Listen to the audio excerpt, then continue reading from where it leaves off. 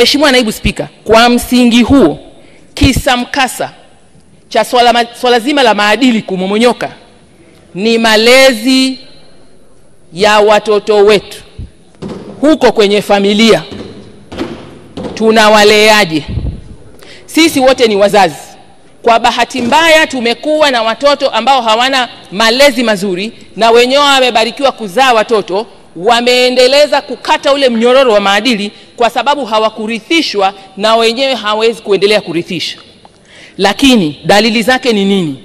Dalili zake sasa ni mabaya yote tunayoyalalamikia sasa hivi humu ndani na siku zote: ubakaji, ulawiti, sanaa mbalimbali mbaya, hizi cyberbullying ambazo zimekuja na utandawazi zinazompa mtu asiye na maadili, ambaye hakurithishwa tabia njema, ujasiri wa kufanya vitu vya vibaya ambavyo hawezi kumfanyia mama yake na baba yake waliomzaa. Hapa pamebaki tu wawachukue wazazi wao waliowazaa cyberbully, kama wamekuwa na ujasiri wa kwenda kufanya cyberbully kwa viongozi hadi wa taifa na kiongozi namba 1 wa taifa. Huu ni ujasiri mkubwa utokanao na malezi mabovu kwa baba zao, mama zao, babu zao na bibi zao. Hili hakika ni janga. Mheshimiwa, haya masuala ya mavazi mabaya, watoto kunengua viuno yametajwa hapa.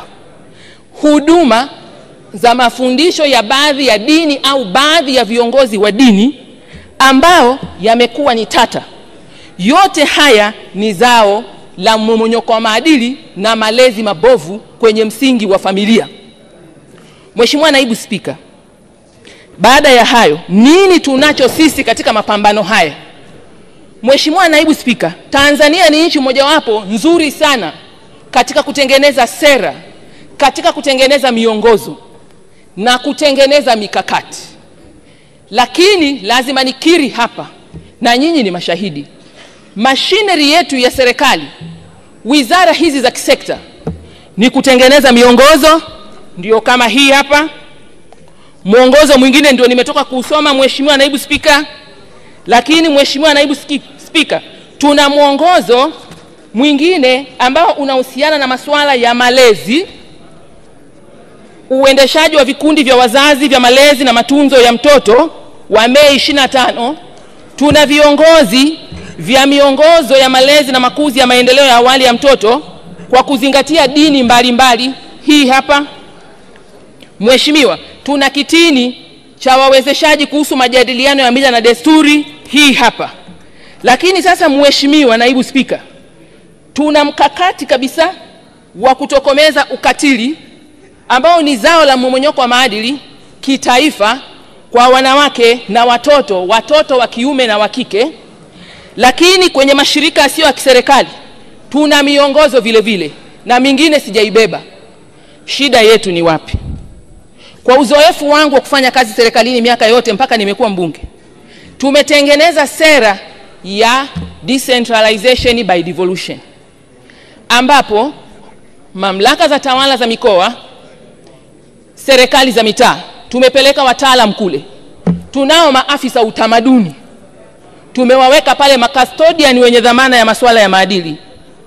Tunao wataalam wa sheria, wa maendeleo ya jamii, wanaoshughulika na habari, kila mtaalamu yuko kule. Changamoto yetu moja ambayo naomba niikiri hapa ili tushirikiane, miongozo hii huenda katika baadhi ya maeneo inawekwa kabatini. Lakini tunayo machinery yetu ya serikali za mitaa inayoendesha vikao rasmi ambavyo vinaanzia ngazi ya kata, wa DC na waheshimiwa wabunge na madiwani, ambao ni madiwani kule kwenye kata ndio wenye viti.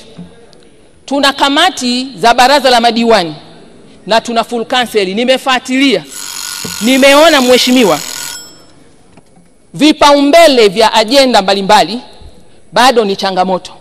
Ili tuweze kutoka hapa tulipo, tufikirie hata kuja na sheria ya maadili sasa, ambayo sheria hiyo sasa itatekelezwa na kufungamanisha mambo yote ya maadili huko mbele ya safari. Lazima tukubaliane kufanya ajenda ya maadili na mmomonyoko wa maadili kipaumbele katika halmashauri zetu kwenye majukwaa yetu rasmi ya kuweka ajenda za vipaumbele mezani. Vinginevyo utamkuta afisa utamaduni anafanya mengine, hana mkakati aliyowasilisha, lakini hoja za vipaumbele zimepita, na kwa kawaida bajeti itakwenda na vipaumbele vilivyowekwa. Kwa hiyo ni waombe, tumefanya kazi ya kuandaa hii miongozo, tumeisambaza, tushirikiane kufanya mapinduzi ya ajenda kwenye machinery zetu, ili mikakati yetu kwenye halmashauri zetu ifate local context pale walipo. Tutaweza kutoka kwa haraka, hata hayo mambo ya malezi na makuzi watayasikia kwa haraka, masuala ya kuna sheria gani watasikia kwa haraka, masuala yote ya kuhusu kwamba tuvaeje, mila na desturi ziweje, tuongee vipi, watayasikia kwa haraka badala ya kubakiza kwenye sera hizi.